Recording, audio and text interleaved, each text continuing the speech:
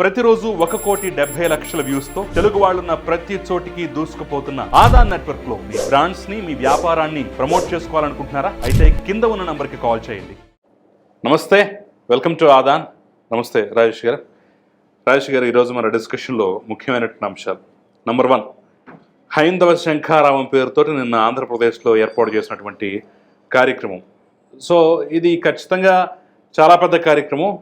అయిపోయిన తర్వాత కూడా అనేక విమర్శలు కూడా వస్తున్నటువంటి అంశం. ఆంధ్రప్రదేశ్ను ప్రయోగశాలగా మారుద్దాం అనుకుంటున్నారా? మిగతా ఏ రాష్ట్రంలో లేనట్టుగా ఇక్కడ ఎందుకు సభ పెట్టారు? ఆ రోజు రామతీర్థంలో రాముడు తల తీసేసినప్పుడు, లేదంటే అంతర్వేదిలో రథం దహనం అయినప్పుడు కనిపించినటువంటి 150 దేవాలయాల మీద దాడులు జరిగినప్పుడు కనిపించినటువంటి ఈ స్వామీజీలు, ఈ హైందవ మత పెద్దలంతా ఈ రోజు వచ్చి మాట్లాడుతున్నారు. ఆ రోజు ఏమైపోయారని చెప్పేసి ఒక అసంతృప్తి, ఒక విమర్శ అయితే ఖచ్చితంగా ఉంది. సో అంతగా విమర్శించాల్సినటువంటి అవసరం, ఆస్కారం ఉందా అనేది మనం ప్రధానంగా చర్చించే ప్రయత్నం చేద్దాం. నంబర్ 1 అది. ఇక నంబర్ 2, విజయసాయిరెడ్డి ఈరోజు ఈడీ విచారణకు హాజరయ్యాడు. ఏం కాబోతోంది, ఏమయ్యే అవకాశం ఉంది అని చెప్పేసి కూడా మనం దీని గురించి లోతుల్లోకి వెళ్ళి మాట్లాడే ప్రయత్నం కూడా చేద్దాం. ఇక నంబర్ 3. ఈ నంబర్ 3లో మనం 2 విషయాలు మాట్లాడుకోవాలి. ఒకటి, తురకా కిషోర్ అరెస్టు. రెండవది, వెంకట్రామిరెడ్డి, ఉద్యోగ సంఘ నేత వెంకట్రామిరెడ్డి వ్యాఖ్యలు. తురకా కిషోర్ అరెస్టు పట్ల చాలామంది సంబరాలు చేసుకుంటూ ఉన్నారు. వెంకట్రామిరెడ్డి బలుపు వ్యాఖ్యలు మీరు ఇంకా ఉపేక్షిస్తే లాభం లేదు అని చెప్పేసి కూడా స్వీట్ వార్నింగ్లు కూడా ఇస్తూ ఉన్నారు ఒక పక్క. సో ఆ 2 టాపిక్లను కూడా మనం బ్రీఫ్గా చర్చించే ప్రయత్నం చేద్దాం. ఫస్ట్, హైందవ శంఖారావం గురించి మీ అభిప్రాయం ఏంటి? సహజంగా ప్రజల్లో నిన్న హైందవ శంఖారావం విన్న తర్వాత చాలా విస్తృతంగా జరుగుతున్న చర్చ ఏంటి అంటే, మతం ప్రజల కోసమా, ప్రజలు మతం కోసమా? మతం సమాజం కోసమా, సమాజం మతం కోసమా? మత పెద్దలకి సమాజం అండగా ఉండాలా, సమాజాన్ని కాపాడాల్సిన బాధ్యత, సమాజానికి అండగా నిలవాల్సిన బాధ్యత మత పెద్దలకు ఉందా లేదా? ఇది చాలా విస్తృతంగా జరుగుతున్న చర్చ. ఎందుకంటే 6 నెలల క్రితం ఎన్డీఏ కూటమి ప్రభుత్వం అధికార బాధ్యతలు చేపట్టిన తర్వాత ఈ ఎన్డీఏ కూటమి ప్రభుత్వం ద్వారా ఆలయాల్లో అర్చకత్వం వహిస్తున్న పేద బ్రాహ్మణుల కోసం అని చెప్పని వాళ్ళ గౌరవ వేతనాన్ని పెంచారు. ఆలయాల్లో ధూపదీప నైవేద్యాలకి ఇచ్చే గ్రాంట్ని పెంచారు. ఆలయాల పాలక మండళ్లలో ఒక బ్రాహ్మణుడికి, ఒక నాయీ బ్రాహ్మణుడికి కూడా అవకాశం కల్పిస్తూ చట్ట సవరణ చేశారు. అలాగే తిరుమల తిరుపతి ధర్మకర్తల మండలి ద్వారా హైందవేతర ఉద్యోగుల్ని ఇమ్మీడియట్గా తొలగించాలి, అలాగే తిరుమల కొండ మీద హైందవేతర వెండార్స్ కూడా ఉండటానికి వీల్లేదు అని చెప్పని ఒక స్పష్టమైన నిర్ణయం తీసుకోవడం జరిగింది. అంటే ఏమర్థమవుతుంది? ఎన్డీఏ కూటమి ప్రభుత్వం అధికార బాధ్యతలు చేపట్టిన తర్వాత హిందూ ఆలయాల పరిరక్షణ కోసం, ఆలయాల బాగోగుల కోసం ప్రభుత్వ పరంగా చేయగలిగిన స్థాయి సహకారం అందించే దిశగా అడుగులు పడతా ఉన్నాయి. అయితే నిన్న సమావేశ ప్రధాన లక్ష్యం ఏంటి అంటే, ఆలయాల నిర్వహణ బాధ్యత హిందూ ధార్మిక వ్యవస్థకు అప్పజెప్పాలి. ఇక్కడ నాకు అర్థం కానిది ఏంటి అంటే, అసలు ఈ ధార్మిక వ్యవస్థ ఎవరు? ఎందుకంటే మనం చిన్నతనం నుంచి నేర్చుకున్నది ఏం నేర్చుకున్నాం? హిందూ మతంలో త్రిమూర్తులు ఉన్నారు, బ్రహ్మ విష్ణు మహేశ్వరులు, సృష్టి స్థితి లయకారకులు. ఇవాళ చేమ చిటుక్కుమన్నా శివుడాజ్ఞ లేనిదే చిటుక్కుమనదు అని చెప్పని వింటూ ఉంటాం మనం. అయితే నిన్న అక్కడ ప్రధానంగా ప్రసంగించిన చిన్నజీయర్ స్వామి గారు ఉన్నారు. చిన్నజీయర్ స్వామి గారు వారి అంటే ఆ జియర్ ఆశ్రమాల్లో కానీ, వారి ప్రసంగాల్లో కానీ, వారి ప్రచార సందర్భంగా కూడా ఎప్పుడూ ఎక్కడ శైవాన్ని అసలు గుర్తించరు. అసలు విఘ్నేశ్వరుడు అనే ప్రస్తావనే వారు నోటించి రాదు. నాకు చాలా స్పష్టమైన అవగాహన ఉంది. ఎందుకంటే మాది పూర్వ గుంటూరు జిల్లా చుండూరు మండలం వేటపాలెం గ్రామం. మా ఊరు రెవెన్యూ పరిధిలోనే నడిగడ్డపాలెం అని చెప్పని ఇంకో గ్రామం ఉంటుంది. ఆ గ్రామంలోనే ఈ చిన్నజీయర్ స్వామి గారి తాతగారి ఆశ్రమం ఉండేది. అంటే ఈ రోజుకి ఆ ఆశ్రమం మా ఊరు రెవెన్యూ పరిధిలోనే ఉంటుంది. ఓకే. మొదట్లో ఆ నడిగడ్డపాలెం అనేది మా ఊరు పంచాయతీలోనే అంతర్భాగం. తర్వాత దాన్ని ప్రత్యేక పంచాయతీ చేశారు, కానీ రెవెన్యూ ఈనాటికి మా వేటపాలెం రెవెన్యూ కిందే ఉంటుంది. వారి తాతగారు కాలం చేసిన తర్వాత, వీరు సన్యాసం స్వీకరించిన తర్వాత, మేము స్కూల్లో ఉన్నాం, అప్పుడు హై స్కూల్ ఏజ్లో ఉన్నాం మేము. వారి తాతగారు కాలం చేసినప్పుడు ఆ సంతర్పణ కార్యక్రమాల వాటికి కూడా మేము పాల్గొన్నాం. మా ఊరి నుంచి నడిచెళ్ళే దూరమే. ఆనాటి నుంచి, అంటే బాహ్య ప్రపంచానికి జీయర్ స్వామి గారు ఎవరని తెలియక ముందు నుంచి నాకు తెలుసు. అంటే నాకు ఆయనకి ఏదో చెడ్డీ దోస్తానని కాదు, కానీ ఆయన సన్యాసం స్వీకరించిన నాటి నుంచి మాకు అవగాహన ఉంది. ఓకే. ఒక రకంగా మాట్లాడుకుంటే వారి ఆశ్రమం ఉంది మా ఊరు రెవెన్యూ లిమిట్లో. అక్కడి నుంచే ఆయన ప్రస్థానం మొదలైంది. అక్కడి నుంచి సీతానగరం దగ్గర నుంచి హైదరాబాదు, ఓకే, ఈ స్థాయి ప్రస్థానం మొదలైంది ఆయన అక్కడి నుంచే. మీకు ఆయనకి వయసులో ఎంత ఇది ఉంటుంది? 10 ఏళ్ళు ఉండొచ్చు. 10 ఏళ్ళు తేడా ఉండదు. ఓకే. 10 సంవత్సరాల వయసు అంతరం ఉండొచ్చు. తేడా అంటే మీకు చిన్నప్పటి నుంచి అవగాహన ఉన్నట్టు. ఎందుకంటే వారు సన్యాసం స్వీకరించిన తర్వాత బహుశా నేను అనుకోవటం వారి పర్యటించిన మొట్టమొదటి గ్రామం కూడా మాదే. ఓకే. మా ఇంటి వెనక మా పూర్వీకులు, మా అప్సాని వారి ద్వారానే ప్రతిష్ఠ చేయబడ్డ రామ మందిరం ఉంది. ఓకే. ఆ మందిరానికే వారు మొట్టమొదటిగా రావడం జరిగింది. ఓకే. వారితో ఆ రోజు ఒక 30-40 మంది ఉంటాం సంభాషించిన వాళ్ళం. ఓకే. ఇప్పుడు ఆలపాటి రాజా గారు ఉన్నారు కదా, రాజా గారు మా ఊరు అల్లుడు. రాజా గారి వైఫ్ నాకు మామయ్య కూతురు అవుతుంది. ఓకే. మా ఇంటి వెనక ఇల్లే వాళ్ళది. ఓకే. తను ఆలపాటి మాధవి గారు, ఇప్పుడు ప్రస్తుతం మేము మాధవక్క అనేవాళ్ళం.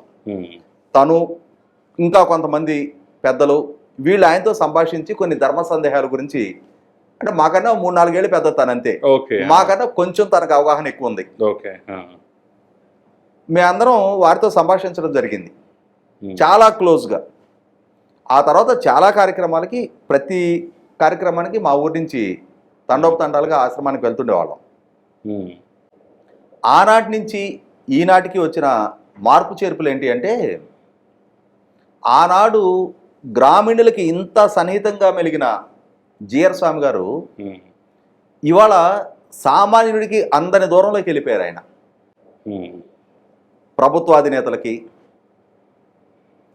కోటీశ్వరులకి, హై ప్రొఫైల్డ్ పీపుల్కి మాత్రమే అందుబాటులోకి ఆయన వెళ్ళిపోయారు. ఆయన నిన్న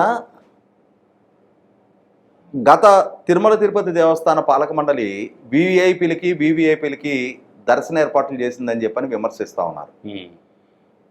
మరి మీ దగ్గర దర్శనం ఎవరికి దక్కుతూ ఉంది? మీ ఇంటర్వ్యూ దక్కేది ఎవరికి? సామాన్యుడికి ఎప్పుడన్నా అందుబాటులోకి వచ్చారా మీరు? ఇవాళ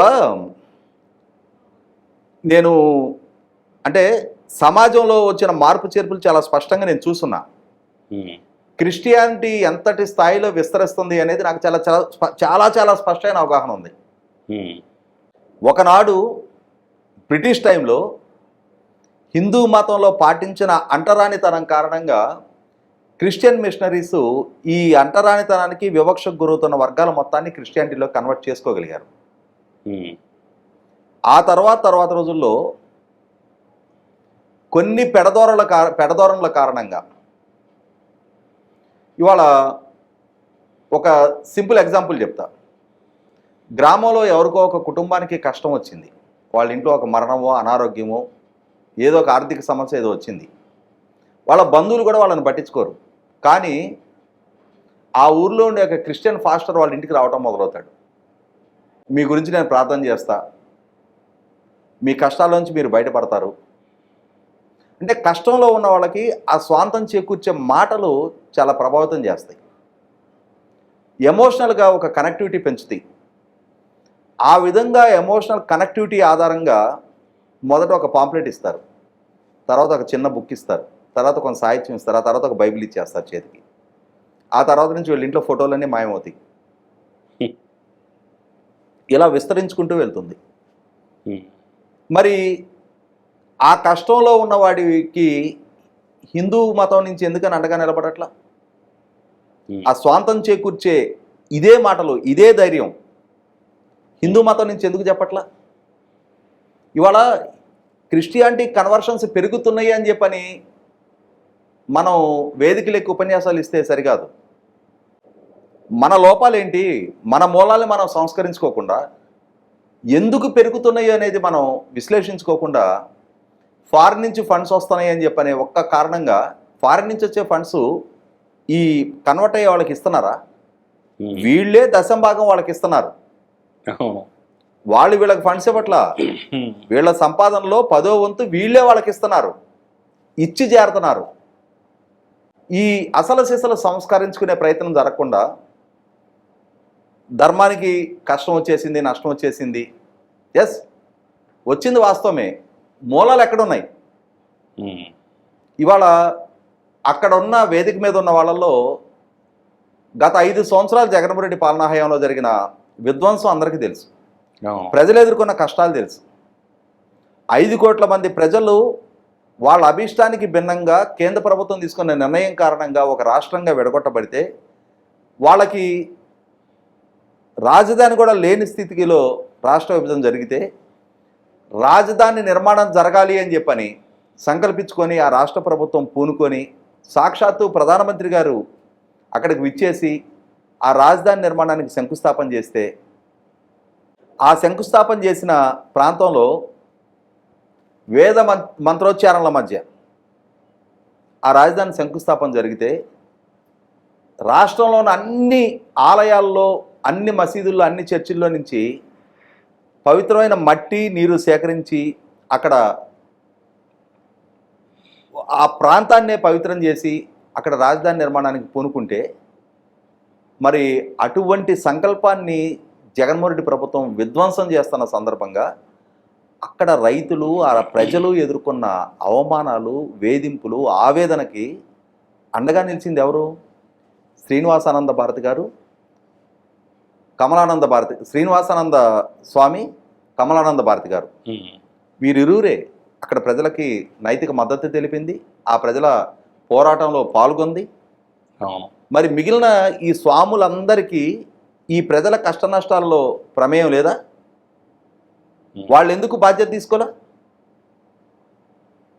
ఇవాళ ప్రజలు తమ పోరాటంతో తమ కష్టాల నుంచి వాళ్ళు బయటపడి తాము కోరుకున్న ప్రభుత్వాన్ని ఏర్పాటు చేసుకున్న తర్వాత, ఇప్పుడు మీరు ఇంట్రోలో ప్రస్తావించింది అక్షర సత్యం. దేశంలో 29 రాష్ట్రాలు ఉండగా ఆంధ్రప్రదేశ్లో మాత్రమే ఈ ఆలయ వ్యవస్థ ప్రభుత్వ ఆధ్వర్యంలో కాదు. ఇవాళ అయోధ్యని ఎగ్జాంపుల్గా చూపిస్తున్నారు, వాస్తవమే. అదే ఉత్తరప్రదేశ్లో మరి మిగిలిన చాలా ఆలయాలు ఉన్నాయి కదా, వాటి నిర్వహణ ప్రభుత్వ ఆధ్వర్యంలో జరుగుతూ ఉందా? ధార్మిక వ్యవస్థకు అప్పచెప్పారా?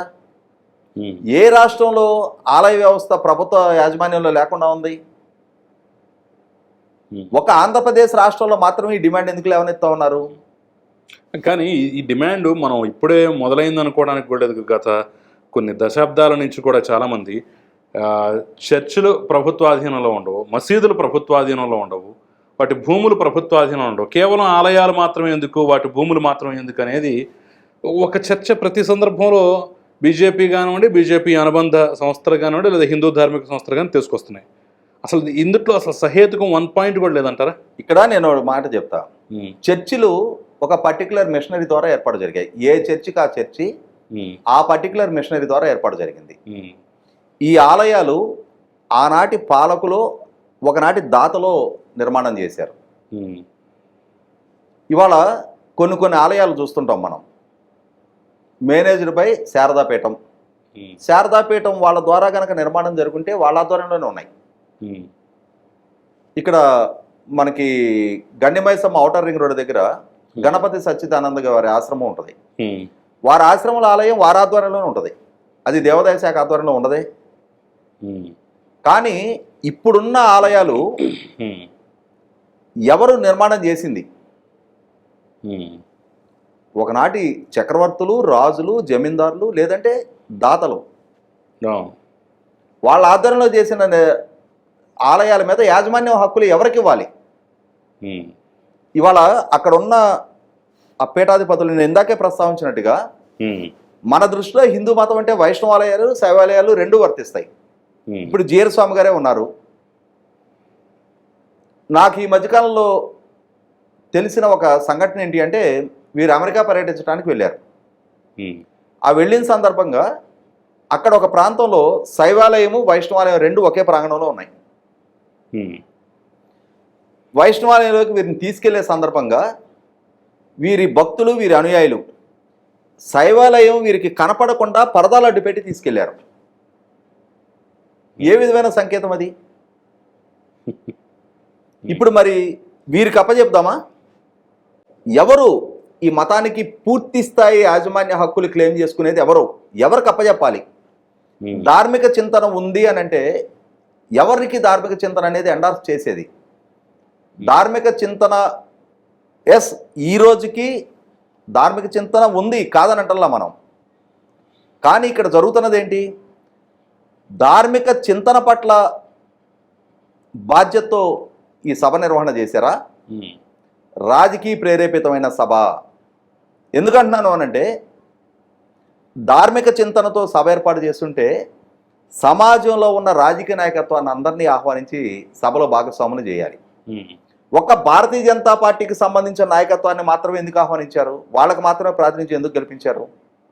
వాళ్ళు మాత్రమే హైందవులు, మిగతా వాళ్ళు కాదనుకుంటున్నారేమో. అంటే సమాజంలో ఇవాళ ఉన్న మిగిలిన రాజకీయ పక్షాల్లో ఉన్న నాయకత్వం అంతా ఉమ్, హైందవేతరులా? అలాగే వాళ్ళ ఫీలింగ్ అలాగే ఉంది కదా చూస్తుంటే. అంటే ఇక్కడ భారతీయ జనతా పార్టీ ఎజెండాలో భాగంగా ఈ సభ నిర్వహణ జరిగిందా? ఉమ్, ధర్మం కోసం జరిగిందా? ధర్మం కోసం జరిగితే ఇవాళ ఏ నిర్ణయం జరిగినా రాజకీయ నిర్ణయం జరగాలి.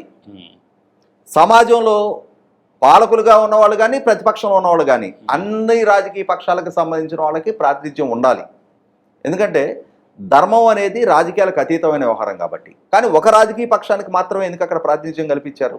ఉమ్, ఇక్కడ ప్రజల్లో అనుమానాలు బలపడేది ఏంటి అంటే, భారతీయ జనతా పార్టీ రాజకీయ ఎజెండాలో భాగంగా, భారతీయ జనతా పార్టీ విస్తరణలో భాగంగా ఉమ్, ఈ విధమైన ఎమోషనల్ ఫ్లేరప్ కోసం ఈ విధమైన సభల నిర్వహణ చేశారేమో, ఉమ్, అదే కనిపిస్తూ ఉంది అక్కడ. ఆ విధమైన అనుమానాలు బలపడటానికి ఆస్కారం కలిగింది. లేదంటే ఇప్పుడు నాతో సహా అందరం ధార్మిక చింతన కలిగిన వాళ్ళమే, పెద్దవాళ్ళగా సర్వసంగ పరిత్యాగులుగా ఉమ్, ధర్మం కోసం సమాజం కోసం పాటుపడే మంచి మాటలు చెప్పే ఎవరికైనా కాళ్ళకి నమస్కారం చేస్తాం మనం. ఉమ్, నాతో సహా నేను చాలామంది గురువులకి పాద నమస్కారం చేశాను. ఉమ్, కానీ రాజకీయ పక్షాలకి పొలిటికల్ పోలరైజేషన్ కోసం ఉమ్, దాన్ని ఒక ఎజెండాలో అమలు చేయడంలో భాగంగా ఇటువంటి ప్రయత్నం చేస్తే మాత్రం 100% ఆక్షేపణీయం. మనకు సర్కమ్స్టాన్షియల్ ఎవిడెన్సెస్ అంటాం కదా, ఉమ్, నిన్న అక్కడ చూస్తే నాకు అదే కనిపించింది. ఉమ్, అందుకే నేను ఇవాళ కొత్తగా ఏర్పాటైన ప్రభుత్వం 5 సంవత్సరాలు ఒక రకమైన సఫగేషన్ ఎదుర్కొని ప్రజలు ఏరికోరి ఈ ప్రభుత్వాన్ని తీసుకొచ్చుకున్నారు. ఇవాళ దేశంలో ఉన్న మిగిలిన రాష్ట్రాల సరసన ఆ రాష్ట్రం కూడా తలెత్తుకొని నిలబడటానికి చాలా పోరాటం చేయాల్సిన పరిస్థితి. అవును. ఇవాళ దక్షిణాదిలో మిగిలిన రాష్ట్రాలతో పోలిస్తే అత్యంత తక్కువ పర్ క్యాపిటల్ ఇన్కమ్ ఉన్న రాష్ట్రం. ఇవాళ పారిశ్రామికీకరణ పరంగా కానీ, పెట్టుబడులు రప్పించుకోవడం పరంగా కానీ, ఉపాధి కల్పన పరంగా కానీ చాలా వెనకబడి ఉన్న రాష్ట్రం. అటువంటి రాష్ట్రం ఇవాళ ఒక రకమైన బాలారిష్టాలు ఎదుర్కొని ఇప్పుడిప్పుడే బుడిబుడు అడుగులు వేస్తూ ఉన్న సందర్భంగా ఈ విధమైన ఎమోషనల్ ఎక్స్‌ప్లాయిటేషన్ కోసం ప్రయత్నం చేయడం అనేది 100% ఆక్షేపణీయం. ఇప్పుడు ఆలయ వ్యవస్థ కానివ్వండి, అందులో పూజాకరతలు కానివ్వండి, ఆగమాలు కానివ్వండి, వీటి వేట్లో కూడా ప్రభుత్వం జోక్యం అవసరం లేదు అని చెప్పేసి పూర్తిగా వాళ్ళకే వదిలేసి వాటికి సంబంధించినటువంటి మాన్యాలు కానివ్వండి, భూములు కానివ్వండి, కానుకలు కానివ్వండి, ఇతర ఆస్తులకు సంబంధించిన అంశం తప్ప ఎక్కడ ఈ కొత్త ప్రభుత్వం ధార్మికపరమైన అంశాలు జోక్యం చేసుకున్న దాఖలాలు అయితే లేవు కదా. ఎన్డీఏ కూటమి ప్రభుత్వం అధికారంలోకి వచ్చిన తర్వాత వాళ్ళు విస్పష్టమైన ప్రకటన చేసింది ఏంటి అంటే, ఆలయ ఆగమ శాస్త్ర విషయాలలో ప్రభుత్వ జోక్యం ఉండదు. ఏ ఆలయ నిర్వహణ ఆలయ సాంప్రదాయాలకు అనుగుణంగా ఆలయాల్లో పూజాధికారులు నిర్వహించేవారే నిర్ణయించుకుంటారు అని చెప్పని స్పష్టమైన ఆదేశాలు ఇచ్చారు. అది చాలదంట మరి ఈ పెద్దలకి. ఇక్కడ నేను అడుగుతుంది అదే. ఇవాళ ప్రతి ఒక్కళ్ళు మాట్లాడేది తిరుమల తిరుపతి దేవస్థానం గురించి మాట్లాడతారు. ఇవాళ ప్రభుత్వ ఆధ్వర్యంలో ఉండకుండా ఎవరికి అప్పచెప్పితే ఓర్చుకునేది ఎవరు ఇంకొకళ్ళు. ఇవాళ అక్కడ హాజరై ఉన్న ధార్మిక చింతన కలిగిన సాధు పొంగోలులో నుంచే ఒక 10 మందిని ఎంపిక చేసి వాళ్ళకి అప్పచెప్దాం. మరి పాల్గొన్న మిగిలిన 290 మంది యూనివర్సల్ యాక్సెప్టెన్స్ ఉంటుందా? ఈ 10 మందికి అప్పచెప్పండి, మేము అందరం సహకరిస్తామని చెప్పని. అలా అయితే ఇన్ని రకాల పీఠాలు ఎందుకున్నాయి? ఏకాభిప్రాయమే ఉండుంటే నేను ఇందాక ప్రస్తావించినట్టుగానే వైష్ణవం శైవం అనే విభేదాలు ఎందుకు వస్తూ ఉన్నాయి? కాబట్టి ఏంటంటే మొట్టమొదట హిందుత్వానికి ఒక మార్గనిర్దేశనం చేయాల్సిన బాధ్యత వీళ్ళ మీద ఉంది. ఖచ్చితంగా మొట్టమొదట మూలాల నుంచి సంస్కరించుకోవాల్సిన బాధ్యత ఉంది. ఎందుకు వేరే మతాల కన్వర్షన్స్ పెరుగుతున్నాయి అనేది పునరాలోచించుకోవాల్సిన అవసరం ఉంది. ఎవరినో నిందిస్తే సామాన్యుడికి ఏం సంబంధం? సామాన్యుడు తన అభిష్టానికి అనుగుణంగా మతం మార్చుకుంటా ఉన్నాడు. ఇవాళ ప్రభుత్వాల పరంగా వచ్చే రిజర్వేషన్లో పథకాల కోసమో హిందూగా చలామణి అవ్వచ్చు, కానీ క్రిస్టియానిటీ అధికారిక గణాంకాల కన్నా చాలా ఎక్కువగా విస్తరించిందనేది నాకు చాలా స్పష్టమైన అవగాహన ఉంది. గ్రామీణ ప్రాంతాల్లో చూస్తూ ఉన్నా చాలా కుటుంబాలు మన కళ్ళ ముందే నిన్నటిదాకా హిందుత్వాన్ని ఆచరించి వాళ్ళ క్రిస్టియానిటీ వైపు మళ్ళీపోతూ ఉన్నారు.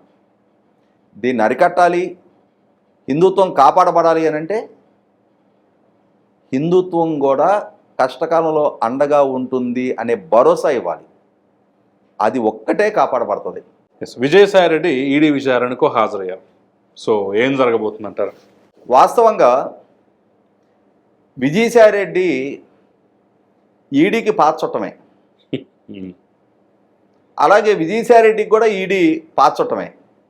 అవును, ఎందుకంటే అతనికి ఇప్పుడు ఈ కేసులో కేటాయించిన నెంబర్ కూడా పాతదే. జగన్మోహన్ రెడ్డి గారు అక్రమాస్తుల కేసులో 2011వ సంవత్సరంలో నమోదైన సిబిఐ కేసుల్లో, దాని ద్వారా నమోదైన ఎన్ఫోర్స్మెంట్ డైరెక్టరేట్ కేసుల్లో విజయసాయిరెడ్డి అక్యూజ్ నెంబర్ 2గా ఉన్నాడు. అలాగే ఇప్పుడు కాకినాడ సీపోర్టు యాజమాన్య హక్కుల బదిలీ అంశంలో అక్రమాలకు పాల్పడ్డాడు అన్న ఆరోపణల మీద సిఐడి ద్వారా నమోదైన ఈ కేసులో కూడా అక్యూజ్ నెంబర్ 2గా ఉన్నాడు. అలాగే కాకినాడ సీపోర్టు యాజమాన్య హక్కుల బదిలీ కోసం కర్నాటి వెంకటేశ్వరరావు గారికి చెల్లించిన పేమెంట్ తాలూకు అక్రమాలు చోటు చేసుకున్నాయి, మనీ లాండరింగ్ జరిగింది అని చెప్పని ఆరోపణల నేపథ్యంలో ఎన్ఫోర్స్మెంట్ డైరెక్టరేటు సుమోటోగా కేసు నమోదు చేసి ఇవాళ విజయసాయిరెడ్డి గారికి సమన్ చేయడం జరిగింది. వాస్తవంగా మనీ లాండరింగ్ జరగలేదు, అక్రమాలు చోటు చేసుకోలేదు అని చెప్పని విజయసాయిరెడ్డి గారి ప్రమేయం తెలిసిన ఎవరు చెప్పినా, అంటే మనకి సంపెంగ చెట్టు పక్క నుంచి వెళ్తుంటే ఆ చెట్టు ఎక్కడుందో మనకి కనిపించకపోయినా ఆ వాసన మనకి వచ్చేస్తుంది. అలాగే విజయసాయిరెడ్డి ప్రమేయం ఉంది అని అంటే దాని రిఫ్లెక్షన్స్ ఎలా ఉంటాయి అనేది దశాబ్ద కాలం పూర్వమే విచారణా సంస్థలకు ఒక స్పష్టత ఉంది. ఊరకరారు మహాత్ములు అని చెప్పని విజయసాయిరెడ్డి ఇన్వాల్వ్ అయ్యాడు అని అంటే డెఫినెట్గా అక్రమాలు చోటు చేసుకుంటాయి, అక్రమాస్తులు పోగుపడతాయి, బెదిరింపుల ప్రహసనం నడుస్తుంది, సూట్ కేస్ కంపెనీలు సృష్టింపబడతాయి, మనీ లాండరింగ్ చోటు చేసుకుంటుంది, తను అనుకున్న వాళ్ళకి ఆయాచిత లబ్ధి చేకూర్చడంలో సిద్ధహస్తుడు విజయసాయిరెడ్డి. వాస్తవంగా అసలు విజయసాయిరెడ్డి అనే పేరు జగన్మోహన్ రెడ్డి అక్రమాస్తుల కేసుకి పూర్వం ఎవరికి తెలియదు. అవును, వాళ్ళ కుటుంబానికి సంబంధించిన చార్ట్ అకౌంటెంట్ అంతే. వాళ్ళ లెక్కోటక్క చూసి వాళ్ళ ఐటీ రిటర్న్స్ ఫైల్ చేసే ఒక ఆడిటర్ వరకు మాత్రమే ఆ కుటుంబానికి తెలుసు. లేదా అతని క్లయింట్స్ ఇంకెవరు అంటే వాళ్ళకి తెలుసు. కానీ రాజశేఖర రెడ్డి గారు ముఖ్యమంత్రి అయిన తర్వాత రాజశేఖర రెడ్డి గారు అధికారాన్ని అడ్డు పెట్టుకొని జగన్మోహన్ రెడ్డి గారి ఆస్తుల్ని మరింత విస్తృతపరచడం అనే ఒక ఎజెండాలో భాగంగా రాజశేఖర రెడ్డి గారి ద్వారా ఈ విజయసాయి రెడ్డి అనే ఒక టూల్ను ఉపయోగపెట్టారు. మొట్టమొదట ఆ రోజుల్లో ఉన్న వైశ్య బ్యాంకుకి డైరెక్టర్గా ఈ విజయసాయి రెడ్డి గారిని అపాయింట్ చేయడం, ఆ వైశ్య బ్యాంకు నుంచి జగన్మోహన్ రెడ్డి గారి సంస్థలకి లోన్లు ఇప్పించడం, దాంతో ఆయనకు అప్పచెప్పిన అసైన్మెంట్ పూర్తయిపోయింది. ఆయన అక్కడ రిజైన్ చేసేసాడు. ఆ తర్వాత ఒక మారిషస్ కంపెనీలో డైరెక్టర్గా అపాయింట్ చేశారు. ఆ మారిషస్ కంపెనీ నుంచి జగన్మోహన్ రెడ్డి గారి సంస్థలకు పెట్టుబడులు వచ్చేసినాయి. దాంతో అక్కడ రాజీనామా చేసి వచ్చేసాడు. అంటే ఏంటి, ఒక ఎస్పీవి అంటారు కదా, స్పెసిఫిక్ పర్పస్ వెహికల్ అని చెప్పి, అలాగే ఈ విజయసాయి రెడ్డిని కూడా ఒక స్పెసిఫిక్ పర్పస్ కోసం అపాయింట్ చేశారు. ఆయనకు అప్పచెప్పిన బాధ్యతలు నిర్వహించేసిన తర్వాత ఆ విధుల నుంచి తప్పుకొని వచ్చేసాడు. ఇవన్నీ మీరు నేను చెప్పలా, సిబిఐ జగన్మోహన్ రెడ్డి గారి అక్రమాస్తుల కేసుల్లో విచారణ జరిపి ఈ విజయసాయి రెడ్డి ప్రమేయం ఇది, ఇతని పాత్ర ఇది అని చెప్పని నిర్ధారణ చేసి ఛార్జ్ షీట్ల రూపంలో కోర్టుకు సబ్మిట్ చేసింది. అంతటి గనుడి విజయసాయి రెడ్డి. ఇతని మీద ఇప్పుడు నమోదైన ఆరోపణలు ఏంటి, జగన్మోహన్ రెడ్డి గారు రాష్ట్ర ముఖ్యమంత్రిగా బాధ్యతలు చేపట్టిన తర్వాత ఆయనకి కాకినాడ సీపోర్టు దక్కించుకోవాలని చెప్పని కోరిక కలిగిందంట.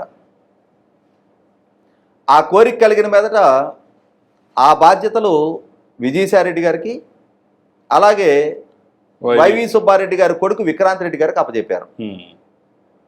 దాంతో కాకినాడ సీపోర్టు యజమానిగా ఉన్న కర్ణాటి వెంకటేశ్వరరావు గారిని విజయసాయి రెడ్డి గారు ఆదేశించారంట, ఒకసారి విక్రాంత్ రెడ్డిని కలువు అని చెప్పని. మరి కొత్తగా ఏర్పాటైన ప్రభుత్వం, ఆ పార్టీ ప్రధాన కార్యదర్శి, వాళ్ళ పార్టీ పార్లమెంటరీ పార్టీ నాయకుడు జగన్మోహన్ రెడ్డి గారి ప్రభుత్వంలో నెంబర్ 2గా చలామణి అవుతున్నాడు. ఆల్రెడీ జగన్మోహన్ రెడ్డి గారి అక్రమాస్తుల కేసులో అక్యూజ్ నెంబర్ 2గా ఉన్నాడు. మరి జగన్మోహన్ రెడ్డి గారితో పాటు అక్రమాస్తుల కేసుల్లో ఆయనతో సెల్ షేర్ చేసుకున్న సెల్మేటు, మరి అంతటి కీలకమైన వ్యక్తి ఆదేశాలు ఇచ్చిన తర్వాత పాటించక తప్పదు కాబట్టి కేవీ రావు గారు విక్రాంత్ రెడ్డి గారిని కలవడం జరిగింది. కలిసిన తర్వాత విక్రాంత్ రెడ్డి గారు చెప్పింది ఏంటి అంటే, మీ పోర్టు మాకు ఇచ్చేయాలి. అదేంటి సార్ మీకు ఇచ్చేయటం ఏంటి, ఇది జగన్మోహన్ రెడ్డి గారి ఆదేశం, ఆయనకు కావాలి పోర్టు, నువ్వు ఇచ్చేయక తప్పదు, నీకు నువ్వుగా ఇస్తావా మేము తీసుకోవాలా, మేము తీసుకోవాలి అని అంటే మా ఎజెండా వేరే, నీకు నువ్వుగా ఇచ్చేస్తే నీకు జర భద్రం, లేదు అనంటే మా దారి వేరే, ఇదిగో నీ అక్రమాలకు సంబంధించిన నీ చిట్టా ఇది. సంతానం అండ్ శ్రీధర్ అసోసియేట్స్ వాళ్ళు నువ్వు 996 కోట్లు ప్రభుత్వానికి నష్టం కలిగించావు అని చెప్పని ఆడిట్ రిపోర్ట్ ఉంది మా దగ్గర. ఇదేంటి సార్ నేను ఎప్పుడు అక్రమాలు చేశాను, చేసావు, ఇదిగో మా దగ్గర రిపోర్ట్ ఉంది, నిన్ను లోపలేస్తాం. ఇప్పుడు సత్యం రామలింగరాజుకి ఏ గది పట్టిందో నీకు అది ఆ గది పట్టుద్ది.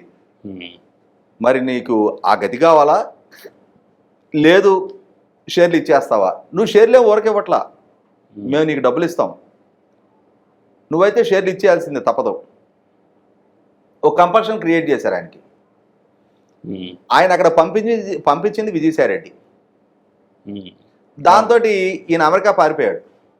ఇదేంట్రా బాబు ఇక్కడ ఉంటే వీళ్ళు ఇట్లా ఒత్తిడి పెడతా ఉన్నారు, నా కష్టార్జితం వీళ్ళు ఇచ్చేయమంటున్నారు ఇప్పుడు అని చెప్పని లాభాల్లో ఉంది అది.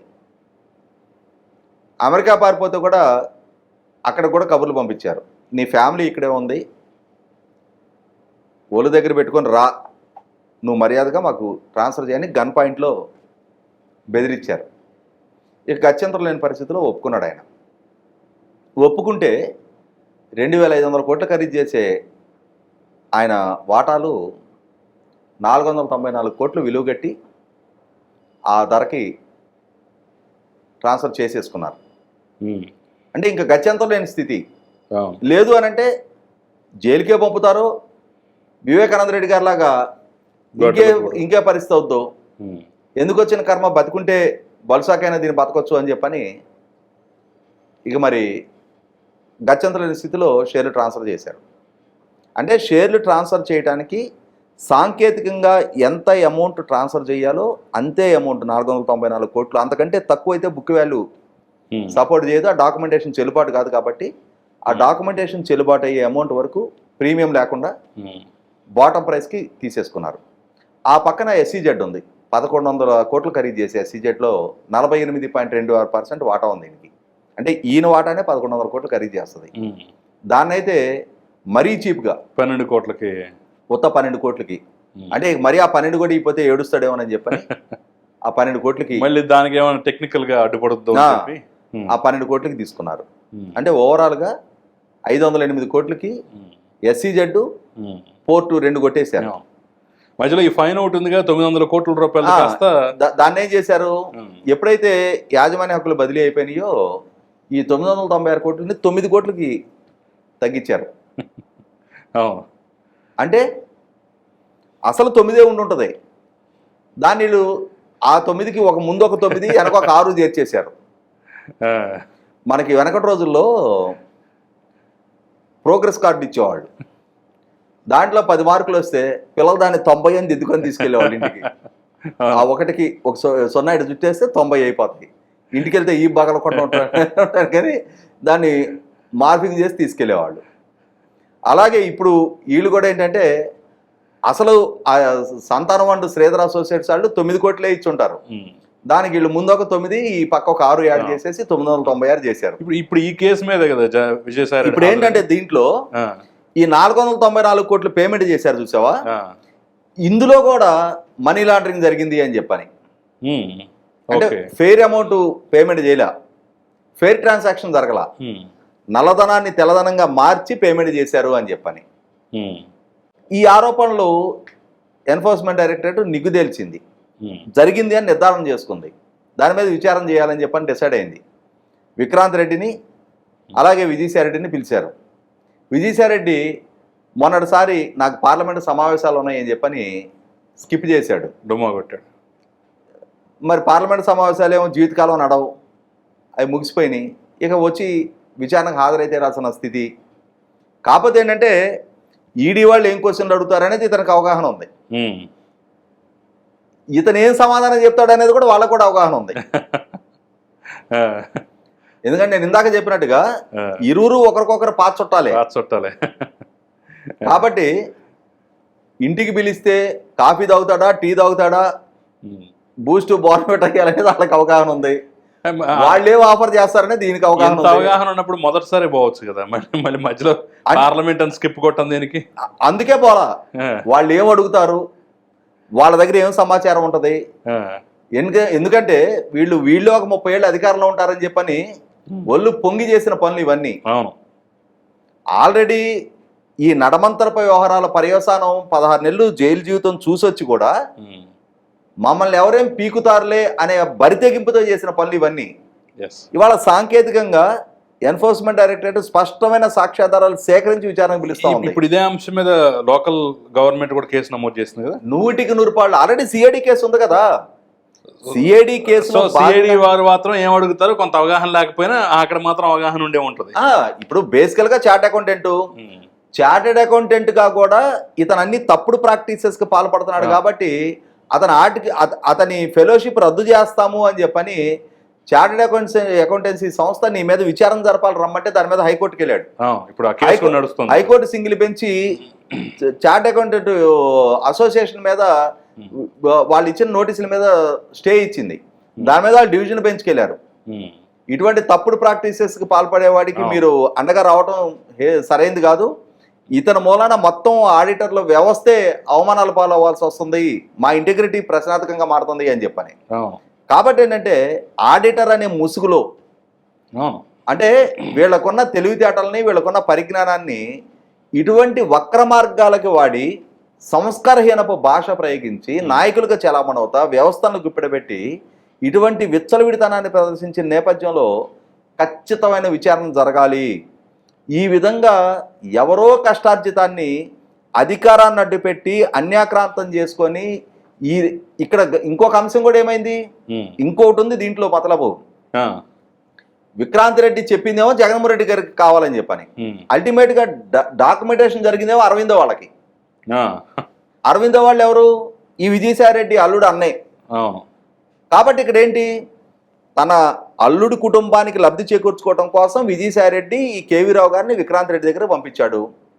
విక్రాంత్ రెడ్డి ఈ యాజమాన్య హక్కుల మార్పిడి జరిగిన తర్వాత జగన్మోహన్ రెడ్డి గారి దగ్గరికి తీసుకెళ్తే జగన్మోహన్ రెడ్డి గారు కూడా విక్రాంత్ ఏది చెప్తే అది చేయమని చెప్పాడు. ఈయన ఏదో కష్ట నష్టాలు చెప్పుకోబోయాడు. సార్ మీ వాళ్ళు నాకు 2,500 కోట్లకి 494 ఇచ్చారని చెప్పబోయాడు. ఇవన్నీ నడవు, విక్రాంత్ ఏది చెప్తే అది చేయమని చెప్పారు. దాంతో ఈయనకి అన్ని రూట్స్ మూసిపోయినాయి. అంటే ఇక్కడ అరవిందో వాళ్ళని బినామీగా పెట్టి చేశాడనే ఆరోపణ కూడా వచ్చింది. అదే చెప్తున్నా. ఇప్పుడు అసలు సిసలు యజమాని జగన్మోహన్ రెడ్డి, జగన్మోహన్ రెడ్డికి బినామీగా అరవిందో వ్యవహరించిందా?